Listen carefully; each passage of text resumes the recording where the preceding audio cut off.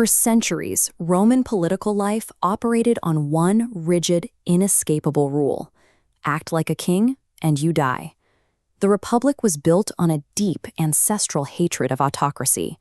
Julius Caesar tested this boundary. He accumulated massive executive authority, bypassing traditional checks and balances to operate as a monarch in all but name. The consequence was immediate and brutal. A group of senators stabbed him to death on the Senate floor. They viewed the assassination as a necessary defense of civic liberty, and even struck this coin, proudly displaying the murder weapons. Into the resulting power vacuum stepped Caesar's teenage heir, Octavian, the man who would eventually take the name Augustus. Over the next several decades, Augustus would commit the exact same offenses that got his adopted father killed. He raised private militias, executed political rivals, and systematically consolidated one-man rule over the entire Mediterranean. Yet, instead of bleeding out on the Senate floor, he died peacefully in his bed as an old man, revered by the Roman public. He survived because he understood that ruling an empire requires controlling the vocabulary used to describe it. He documented his strategy in the Res Gestae Divi Augusti, a text proving that the most durable lies are built from the careful arrangement of real events, not the invention of false ones. In 43 BCE, Augustus and his military allies formed a ruling junta to fund their armies and eliminate opposition. They utilized prescriptions, published lists of condemned citizens whose property could be legally seized and whose murder was rewarded by the state. The violence consumed Rome's elite. The famous orator Cicero, a staunch defender of the old republican order, was hunted down and killed, his severed head and hands publicly displayed as a warning. If you read the Res Gestae, you will find no trace of this terror. The proscriptions, the confiscations, and the purge of the Senate are entirely missing from the record. Instead, Augustus describes his actions during this period by claiming he raised an army at his own expense to liberate the Republic from the domination of a faction. By simply omitting the bloodshed, a private military mobilization turns into a patriotic rescue mission.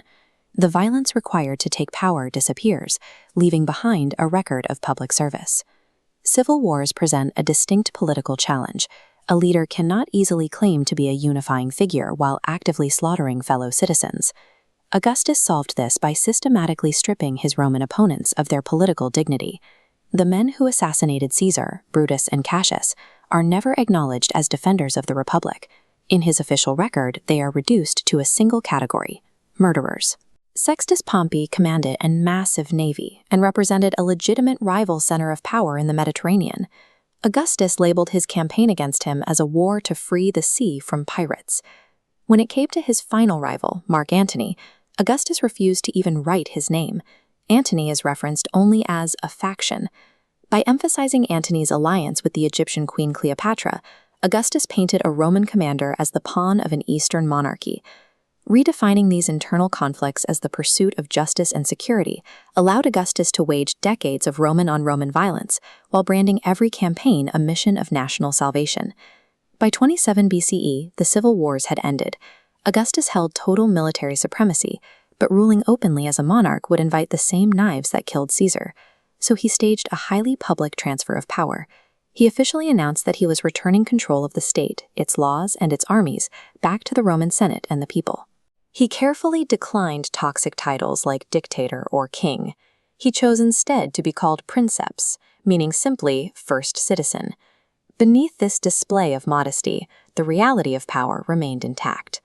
Through a complex arrangement of provincial commands and vast personal wealth, he maintained an iron grip on the empire's legions. The Senate retained its prestige, and magistrates continued to hold elections. By preserving the traditional vocabulary of the Republic, Augustus gave the Roman elite a way to participate in their own subordination without ever having to admit they had surrendered to an autocrat.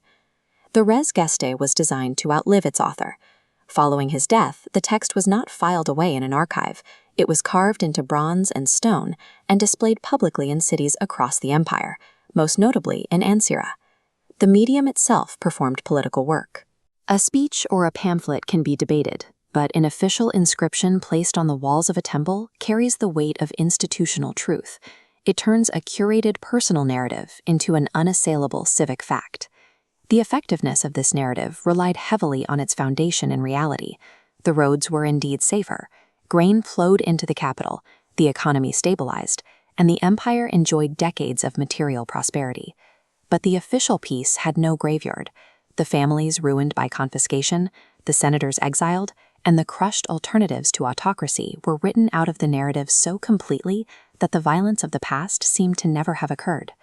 Augustus demonstrated that the most effective propaganda is often strictly factual. He controlled the state, its context, and its silences, ensuring that his version of events became the only one that remained.